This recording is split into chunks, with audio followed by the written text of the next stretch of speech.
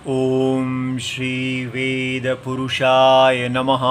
नमस्कार। Class number 276 Shrimad Bhagavad Gita जी शंकराचार्य जी के भाष्य के अनुसार आरंभ किया जाता है। ओम श्री सीता रामचंद्राभ्याम नमः। नमो गुरुभ्यः। अथ काल देवताः श्री संवत् 2081 आश्विन शुक्ल पक्षः तृतीया शनिवारः स्वाति नक्षत्रं दक्षिणायनम् शरद ऋतुः। ओम तत्सत् श्री शंकराचार्याय गुरवे नमः। कर्मण्येवाधिकारस्ते मा फलेषु कदाचन मा कर्मफलहेतुर्भूर्मा ते संगोऽस्त्वकर्मणि। अध्याय नंबर 2 और श्लोक नंबर 47 श्रीमद् भगवद गीता जी, और ये पुस्तक है गीता प्रेस गोरखपुर, बुक नंबर 10, शंकराचार्य जी के भाष्य वाली पुस्तक। आप इसे खरीद सकते हैं। अच्छा जी, तो ये श्लोक ये भारत की जान है, वैदिक धर्म की जान है, और इसको ठीक प्रकार से समझना हमारे लिए बहुत महत्वपूर्ण है।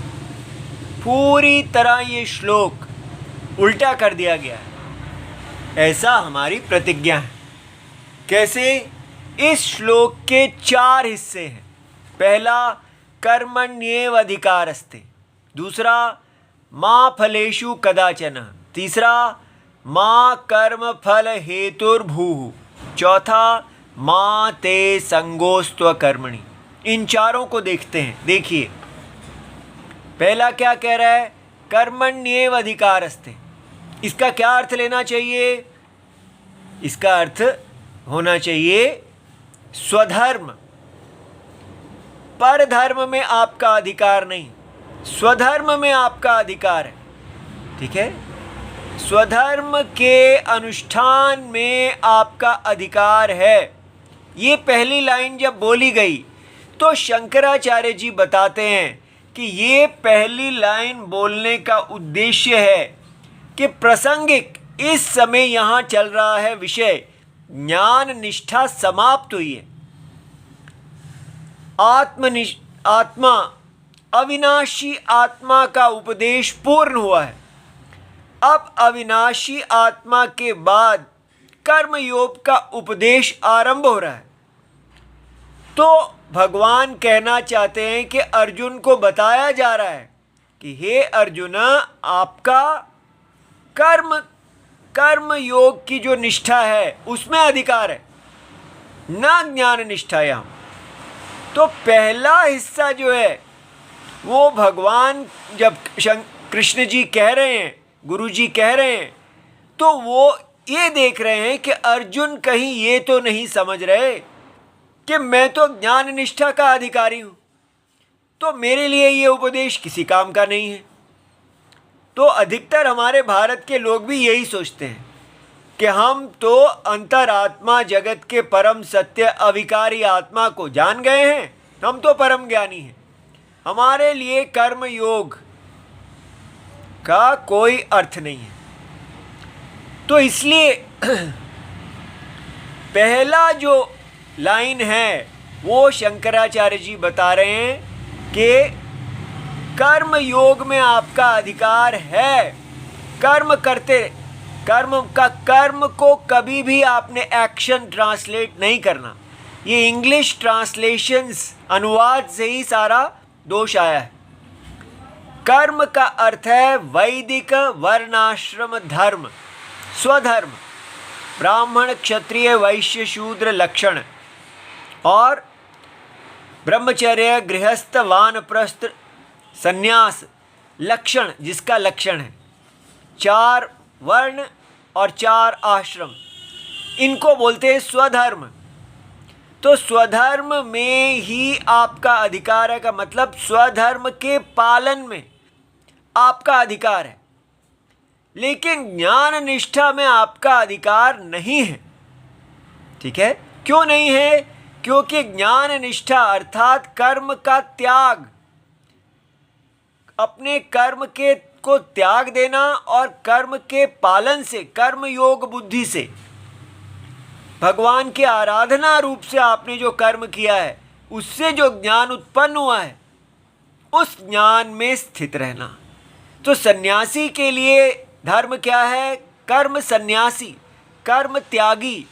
उसके लिए है कि आपको जो ज्ञान मिला है, अब आप सदा उसी में रहिए, कर्म को छोड़ दीजिए और ज्ञान में निष्ठ रहिए। लेकिन हे अर्जुन, आपके लिए ज्ञान निष्ठा नहीं है, आपके लिए कर्म निष्ठा है। तो पहला समझ में आया कि आप क्षत्रिय हैं, आप क्षत्रिय का धर्म करेंगे। क्षत्रिय के धर्म को छोड़कर ज्ञानी नहीं बनेंगे। अभी आप ज्ञानी नहीं हैं, आपके लिए ज्ञान निष्ठा नहीं है। तो अर्जुन जो कह रहे हैं कि मैं क्षत्रिय धर्म का त्याग कर दूंगा, तो उनको कहा जा रहा है नहीं, आपने क्षत्रिय धर्म का त्याग नहीं करना। तो इसलिए सामान्य नियम हो जाएगा, किसी ने भी अपने स्वधर्म का त्याग नहीं करना ये सोच के कि उसको उसके मन के अनुकूल नहीं है, उसका मन कुछ और कहता है। मन कुछ भी कहे, आपको अपना स्वधर्म करना है, ठीक है। तो ये वैदिक स्वधर्म बहुत ही बड़ी चीज़ है, इतनी अजीब चीज़ कि पूरी सृष्टि में कहीं ऐसी भूमि नहीं है। ये हमारी भारत भूमि की पुण्यता है कि पूरे दुनिया में, पूरे विश्व में कहीं कोई ऐसी भूमि नहीं है जहाँ के लोगों को जन्म से वर्णाश्रम धर्म में अधिकार होता है। जो भारत भूमि का सबसे बड़ा आभूषण था, हमने उसी को ही पाप का सबसे बड़ा स्रोत समझ के उसको अपने भारत से बाहर निकालने के पीछे पड़े। और स्वतंत्रता के बाद ज़्यादा परतंत्र भारत में उतना नहीं था, वहाँ फिर भी लोग वर्णाश्रम धर्म करते थे। जब से भारत स्वतंत्र हुआ है, भारत की कोई भी सरकार हो, चाहे वो हिंदू विरोधी सरकारें आई जो पहले, और अब जो हिंदू वाली सरकार भी आई है, वर्णाश्रम धर्म का कर्म का अर्थ कोई भी वर्णाश्रम धर्म नहीं लेना चाहता, जो हमारा सबसे बड़ा सौभाग्य है। इसीलिए भारत के लोगों को कहा जाता था कि भारत भूमि का त्याग मत करो, क्योंकि भारत भूमि में ही वर्णाश्रम धर्म है, ठीक है। तो इसलिए हमने कभी भी अपने वर्णाश्रम धर्म को नहीं छोड़ा। और पिछले 75 सालों में हमें ऐसा विष पिलाया गया, हमारे अपने स्वतंत्र भारत में, हमारे अपने लोगों ने, कि हम आज कर्म का अर्थ स्वधर्म, वैदिक स्वधर्म, वर्णाश्रम धर्म करना ही नहीं चाहते। इसको हमने एक्शन बना दिया। ये एक्शन में अधिकार है अर्जुन तुम्हारा, तो फिर ना ज्ञान निष्ठा इसके साथ जुड़ता ही नहीं, ठीक है।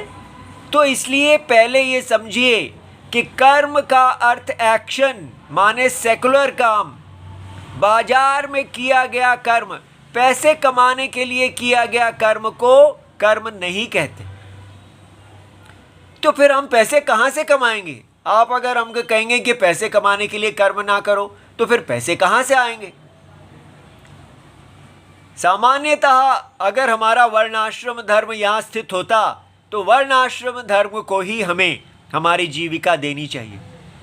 लेकिन क्योंकि अब हम ऐसी स्थिति में हैं जब पूरी तरह हमारा वर्णाश्रम धर्म ही नष्ट हो गया है, तो हमें क्या करना चाहिए? हमें समझना चाहिए कि शरीर यात्रा के लिए हमें कोई उपाय करना होगा। और इसलिए ये विशेष धर्म है कि हमारी शरीर यात्रा, अगर हम स्वधर्म के लिए अपने आप को तैयार करते भी हैं, तो भी हमारे शरीर यात्रा कैसे चलेगी? तो हम पहले, सबसे पहले राम जी में अंतरात्मा, अविनाशी आत्मा जो सबकी आत्मा है, उसमें स्थित होंगे। सबसे पहले हमें गायत्री मंत्र के जो गुरुजी हैं, जो हमारी धी का प्रचोदन करने वाले हैं, हमारी धी, हमारी बुद्धि, हमारे कर्म, हमारी वाणी। धी के 3 अर्थ हैं, कर्म, वाणी और बुद्धि।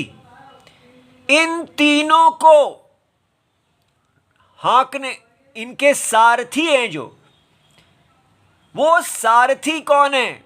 हमारे अंतरात्मा, जगत की आत्मा, परम सत्यम।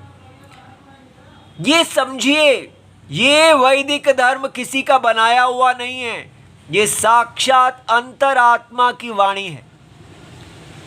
ये अंतरात्मा जो है, उन्होंने इस रथ का रूप धारण किया है। ये है वो रथ। शरीर को रथ कहते हैं। इस रथ के सारथी कौन है? इस रथ के सारथी साक्षात जगत की आत्मा भगवान कृष्ण है। और इसलिए पहले हमें समझना है कि इस कर्म का अर्थ अगर एक्शन लिया जाए या वैदिक स्वधर्म लिया जाए, कैसे निर्णय करें? हो सकता है वही ठीक हो, आपकी बात क्यों मानी जाए? हाँ, कैसे चेक करना है? वैदिक धर्म जो है उसका निश्चय किया जाता है अंतरात्मा। आपके अंदर, सबके अंदर, पूरे विश्व में इस माया त्रिगुणात्मिका रथ को धारण करने वाले निस्त्रय गुण्य इस जगत के सत्य बैठे हुए हैं, वो कहीं नहीं चले गए हैं। और जैसे हम उनकी तरफ ध्यान करते हैं, उनको कहते हैं कि शिष्यस्तेहम, मैं आपका गुरु शिष्य हूँ गुरुजी, मैं आपकी शरण में आया हूँ, मुझे धर्म का उपदेश कीजिए, मेरी रक्षा कीजिए, मेरे सारथी बनिए। इतना तो हम कर सकते हैं, इस पे तो हम विश्वास कर सकते हैं कि ये ब्राह्मणों का बनाया हुआ उपदेश नहीं है, ये हमें धोखा नहीं दे रहा। ठीक है, किसी का बनाया हुआ नहीं है, ये किसी के राग द्वेष के नहीं है। आपकी अंतरात्मा पे तो आप विश्वास कीजिए, अंतरात्मा में कोई राग द्वेष नहीं है। राग द्वेष बुद्धि में होते हैं। तो जब हमारी बुद्धि राग द्वेष से चलेगी तो अंतरात्मा में जब हम स्थित होंगे तो हमें भी दिखने लगेगा कि राग द्वेष बुद्धि का गुण है और साक्षी आत्मा राग और द्वेष से सदा मुक्त है, सदा बुद्धि के राग और द्वेष का साक्षी है। इसीलिए सदा हमको इस देवता को वरना है। सबसे पहले इस जगत से प्यार करना छोड़ के इस जगत की आत्मा की जो वाणी है, कल्याणमयी धर्म वाणी, उससे प्यार करें। वरेण्यम, हम अपने गायत्री मंत्र को ना छोड़ें। नहीं, सबको तो गायत्री मंत्र में अधिकार ही नहीं है, आप कहते हैं। गायत्री मंत्र के अर्थ में तो सबको अधिकार है।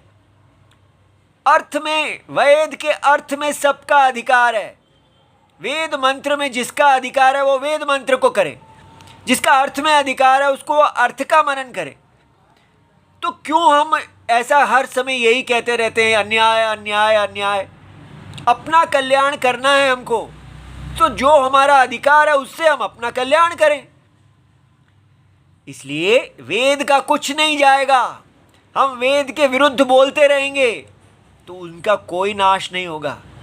वो तो भगवान की वाणी है, सत्य की वाणी है, उनको कुछ नहीं होगा, हमारा ही नुकसान है। जो कल्याणकांक्षी है वो अपने सत्य की शरण ले और उनकी वाणी को देखे, प्रयत्न करे।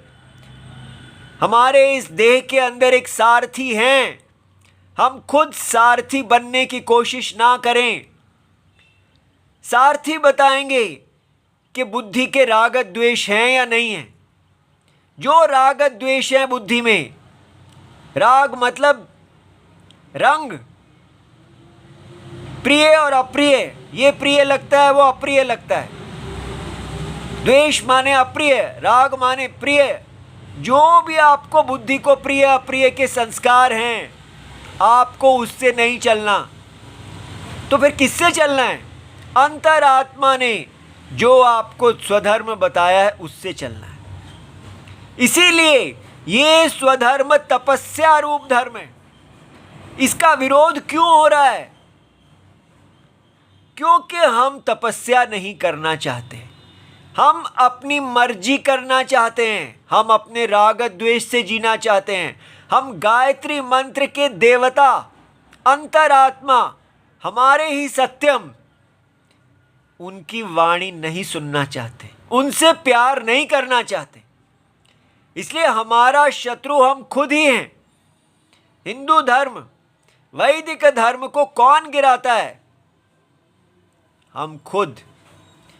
इसलिए किसी के ऊपर आरोप ना लगाएं कि हमें ब्राह्मणों ने गिरा दिया, या हमें अंग्रेजों ने गिरा दिया, या हमें क्षत्रियों ने गिरा दिया। किसी ने नहीं हमें धर्म से गिराया। हर व्यक्ति भगवान की अंतरात्मा की वाणी सुन सकता है। हर व्यक्ति इस रथ के अंदर है, इस भगवान के महाशरीर में। हर एक की आत्मा नारायण है, साक्षात नारायण सबको उपलब्ध हैं आत्मा के रूप में, देही आत्मा।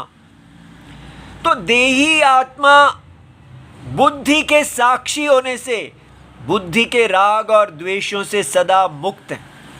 कोई कलयुग देही आत्मा को नहीं पकड़ सकते, उनमें इतना बल है।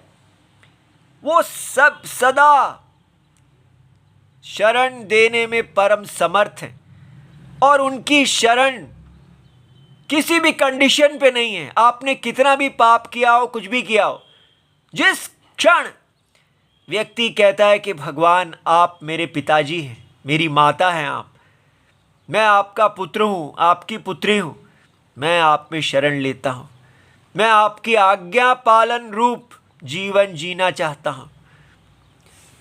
कर्म का अर्थ है भगवान की आज्ञा पालन करना।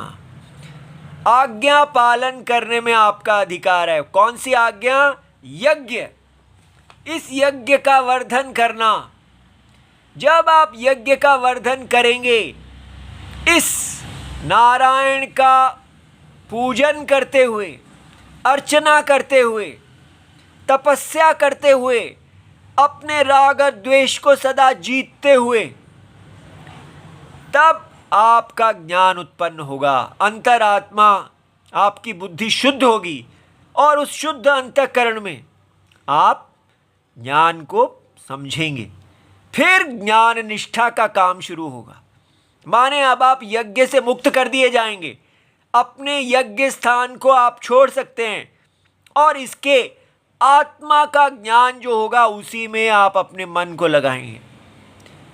इसलिए भगवान ने पहली लाइन में ये कहा कि आपका अर्जुन अभी अपने यज्ञ स्थान को छोड़ने का समय नहीं आया। जैसे ये बताओ तो व्यक्ति कहने लगता है, अच्छा तो मुझे कैसे पता चलेगा कब मुझे अपने यज्ञ स्थान को छोड़ना है? एक आप प्यार कर रहे हैं, पूजा कर रहे हैं। प्यार करने वाले कभी ये नहीं कहते कि कब मुझे प्यार को छोड़ना है।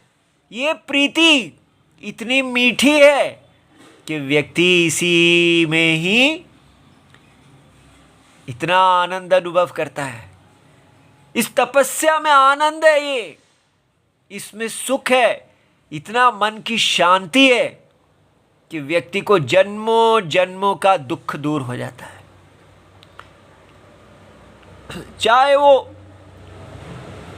शूद्र कर्म हो, क्षत्रिय अपने मृत्यु की तरफ जा रहे हो, ब्राह्मण अपने वेद के लिए पूरी तरह निष्ठ होके सत्यपरायण हो रहे हो। कितना कठिन है अपने मन को रोकना, अपने राग द्वेष को रोकना, इच्छा को रोकना, और केवल वो करना जो आपके पूर्वजों ने किया है, उनका मान करते हुए कि मेरे पिताजी ने, मेरे दादाजी ने, मेरी दादी जी ने, सब ने मिलके इस धर्म का पालन किया है, और मैं भी उसी का ही पालन करूंगा, उसकी रक्षा करूंगा। कितना कठिन है। तो ये कठिन तपस्या की भूमि है हमारा भारत, जो बहुत ही बड़े पुण्य से प्राप्त होती है। भारत भूमि में ऐसे ही जन्म नहीं हो जाता, लेकिन हम भारत भूमि में भी जन्म लेके इसको एक भगवान विष्णु ने ही बाजार बनाना चाहते हैं। ऐसा कहा जाता है, अरे तू तो अपने पैर पे कुल्हाड़ी मार रहा है। अब बताइए, हम अपने केवल पैर पे ही कुल्हाड़ी नहीं मार रहे, पैर, हाथ, जांघ और सिर, चारों के ऊपर हमने अपने अपने ही शरीर के ऊपर कुल्हाड़ी मार ली है। अब बताइए, क्या हम जीवित हैं? क्या ये जीवन है? क्या हम जी रहे हैं? हमारी आत्मा ही मर गई है। हमने अपने ही भगवान विष्णु के यज्ञ को नाश कर दिया है। लेकिन ऐसा होना था, हो गया, उसके ऊपर इतना रोना नहीं। अब हमको ये सब इसलिए कहा जा रहा है कि हम और नाश ना करें, इससे बाहर निकलें। हम यही सब सुनने के लिए गुरुकुल में गए थे, लेकिन वहां हमने ये कुछ नहीं सुना। हमने एक एक्शन, बस यही सुना। और वहां से दुखी होके जब राम जी की शरण में आए तो राम जी ने ये सारा सत्य दिखाया है। इसको साक्षात हमने सरयू माता जी की कृपा से प्राप्त किया है।